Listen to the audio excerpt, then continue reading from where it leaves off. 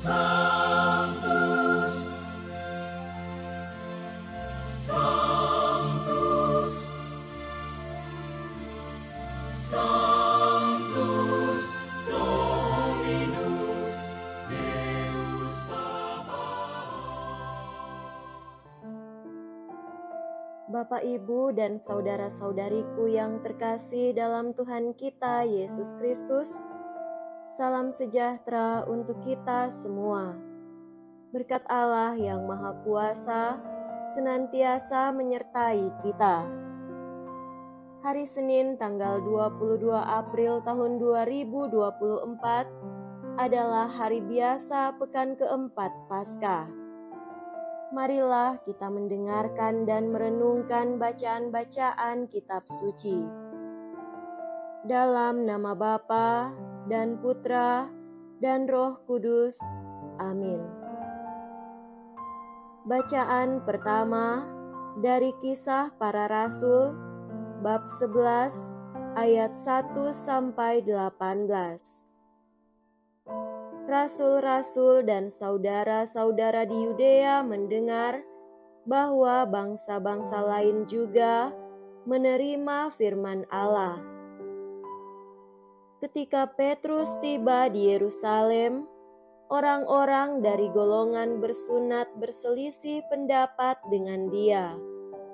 Kata mereka, "Engkau telah masuk ke rumah orang-orang yang tidak bersunat dan makan bersama-sama dengan mereka."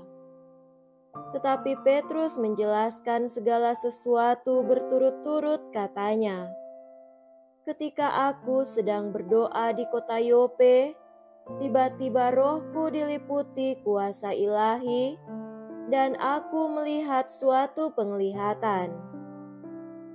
Suatu benda berbentuk kain lebar yang bergantung pada keempat sudutnya diturunkan dari langit sampai di depanku.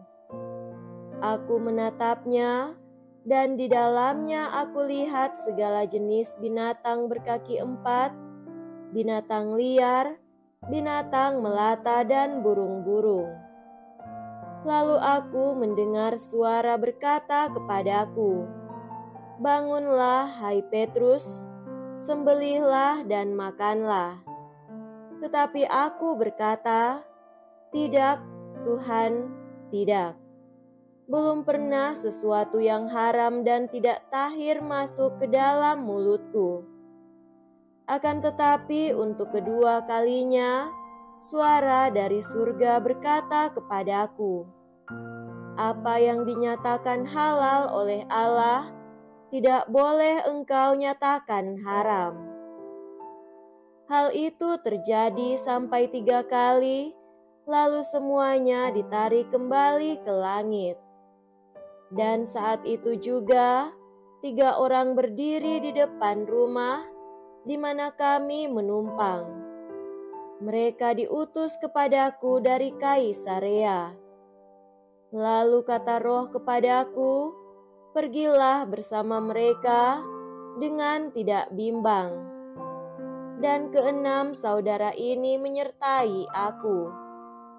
Kami masuk ke dalam rumah Kornelius, perwira Romawi itu, dan ia menceritakan kepada kami bagaimana ia melihat seorang malaikat berdiri di dalam rumahnya dan berkata kepadanya, 'Suruhlah orang ke Yope untuk menjemput Simon yang disebut Petrus. Ia akan menyampaikan suatu berita kepada kamu yang akan mendatangkan keselamatan bagimu dan bagi seluruh isi rumahmu.' Dan ketika aku mulai berbicara, turunlah Roh Kudus ke atas mereka, sama seperti dahulu ke atas kita. Maka teringatlah aku akan perkataan Tuhan, 'Yohanes membaptis dengan air, tetapi kamu akan dibaptis dengan Roh Kudus.' Jadi jika Allah memberikan karunia-Nya kepada mereka, sama seperti kepada kita, pada waktu kita mulai percaya kepada Yesus Kristus, bagaimanakah mungkin aku mencegah dia? Ketika mendengar hal itu, mereka menjadi tenang, lalu memuliakan Allah, katanya. Jadi, kepada bangsa-bangsa lain pun, Allah mengaruniakan pertobatan yang memimpin kepada hidup. Demikianlah sabda Tuhan. Syukur kepada Allah.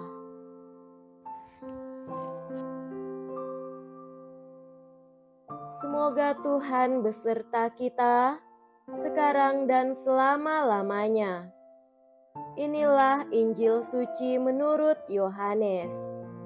Dimuliakanlah Tuhan. Injil Yohanes bab 10 ayat 1 sampai 10. Sekali peristiwa, Yesus berkata kepada orang-orang Farisi, "Aku berkata kepadamu, sesungguhnya siapa yang masuk ke dalam kandang domba tidak melalui pintu, tetapi dengan memanjat tembok, ia adalah seorang pencuri dan seorang perampok. Tetapi siapa yang masuk melalui pintu, ia adalah gembala domba. Untuk dia penjaga membuka pintu, dan domba-domba mendengarkan suaranya. Ia memanggil dombanya masing-masing menurut namanya dan menuntunnya keluar. Jika semua dombanya telah dibawanya keluar, ia berjalan di depan mereka, dan domba-dombanya itu mengikuti dia karena mereka mengenal suaranya. Tetapi seorang asing pasti tidak mereka ikuti, malah mereka lari daripadanya, karena suara orang-orang asing tidak mereka kenal." Itulah yang dikatakan Yesus dalam perumpamaan kepada mereka, tetapi mereka tidak mengerti apa maksudnya ia berkata demikian kepada mereka. Maka kata Yesus sekali lagi, "Aku berkata kepadamu, sesungguhnya akulah pintu kepada domba-domba itu. Semua orang yang datang sebelum aku adalah pencuri dan perampok, dan domba-domba itu tidak mendengarkan mereka. Akulah pintu. Barang siapa masuk melalui aku, ia akan selamat. Ia akan masuk dan keluar dan menemukan padang rumput. Pencuri datang hanya untuk mencuri, membunuh, dan membinasakan. Aku datang supaya mereka mempunyai hidup dan mempunyainya dalam segala kelimpahan." Demikianlah sabda Tuhan. Terpujilah Kristus.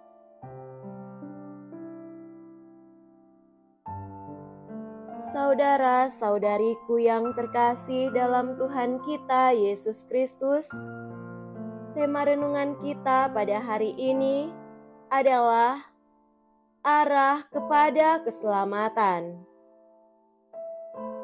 Kemarin kita merayakan Minggu Panggilan yang menampilkan gambaran Yesus sebagai gembala. Semoga kita tetap bertekun untuk berdoa demi munculnya gembala-gembala umat. Akan tetapi, semoga kita juga terus merasa terpanggil menjadi gembala yang baik, seperti Yesus Sang Gembala, menjadi figur dan model ideal bagi kita. Bacaan pada hari ini pun masih berbicara tentang Yesus sebagai gembala yang menuntun kepada keselamatan. Karena itu, relevanlah terus merefleksikan panggilan kegembalaan dan penggembalaan itu. Saudara terkasih, seorang kepala atau pemimpin dalam suatu komunitas memegang peranan penting dalam suatu kelompok atau komunitas. Bahkan, terkadang kemana arah kelompok atau komunitas itu dikendalikan oleh seorang pemimpin. Yesus dalam Injil hari ini mengungkapkan peran sentralnya sebagai pintu yang menjadi tempat dan titik yang harus dilewati untuk masuk dalam kawanan domba. Sebuah pintu haruslah kokoh dan kuat, yang tak mudah dirusak dan didobrak oleh orang atau domba. Pintu itu harus berfungsi dengan baik untuk terbuka dan tertutup. Ketika pintu tertutup, amanlah kawanan domba, dan ketika pintu terbuka, bebaslah kawanan domba untuk keluar dan mencari makan. Yesus, Sang Pintu, menjadi jaminan akan keamanan dan kenyamanan, dan menjadi jaminan pula untuk kehidupan selanjutnya ketika domba-domba itu perlu keluar untuk mencari makanannya. Siapakah yang boleh masuk dan bergabung dalam kawanan domba? Kisah Para Rasul mengisahkan bagaimana Petrus meyakinkan komunitas dan jemaat perdana akan kemungkinan bergabungnya orang-orang dari luar komunitas Yahudi dalam komunitas yang percaya kepada Yesus. Jemaat perdana yang terbentuk dari himpunan orang Yahudi berpikir bahwa kawanan orang percaya kepada Yesus adalah dan hanyalah orang-orang Yahudi saja. Mereka ragu, entahkah orang lain boleh bergabung atau tidak. Namun Petrus melalui penglihatan yang dialaminya, diingatkan tentang apa yang menjadi kehendak Allah, yaitu bahwa semua orang dipanggil dan boleh menjadi kawanan yang diselamatkan karena iman akan Yesus Kristus. Marilah saudara-saudariku yang terkasih, kita memohon rahmat agar kita dan semakin banyak orang semakin mau menjadi seperti Yesus sebagai pintu yang menjaga dan melindungi kawanan domba dari pelbagai ancaman, dan juga sebagai pintu yang terbuka dan siap menyambut siapa saja yang mau bergabung dalam satu komunitas sebagai satu kawanan domba. Semoga demikian. Amin. Dalam nama Bapa dan Putra dan Roh Kudus. Amin.